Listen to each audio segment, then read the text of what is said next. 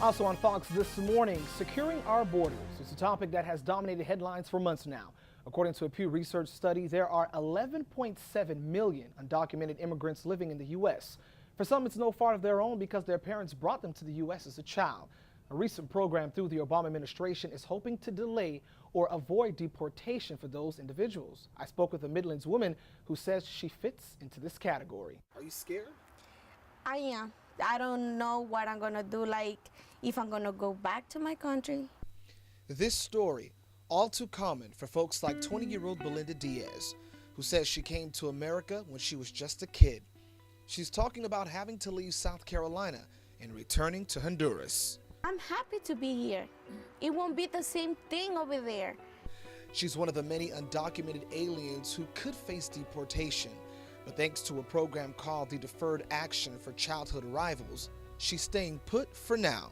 This is my home now. Belinda says she came to the U.S. when she was just 12 years old.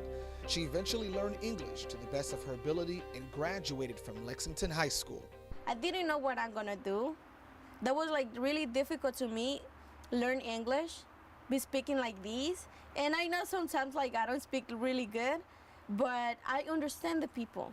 The Deferred Action for Childhood Arrivals was launched back in June of 2012 under the Obama administration.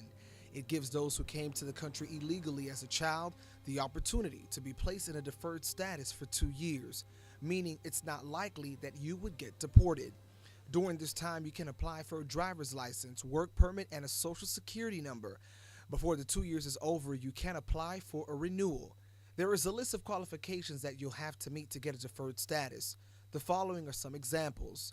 You came to the United States before you were 16. You are under 31 when the program started, and you are currently in school or graduated from high school. Tammy Bashir is a staff attorney for South Carolina Appleseed Legal Justice Center. She works with a number of undocumented aliens. She says apart from the Deferred Action Program, immigrants do have some other protections. We also are working on a number of task force, especially as it relates to the rights of immigrant crime victims, who are domestic violence victims, who are sexual assault victims. According to United States Citizenship and Immigration Services, this program does not mean a pathway to citizenship. However, if an immigrant's circumstance changes, they may be eligible for a green card. There are many different scenarios, but here's an example of a circumstantial change. If you were to marry an American, or if a job wants to sponsor you.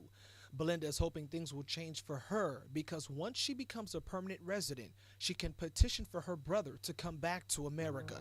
She says he was sent back to Honduras. The interesting issue with her brother is that she says his 3 sons were born in America, but when he went back to Honduras, he couldn't leave them behind.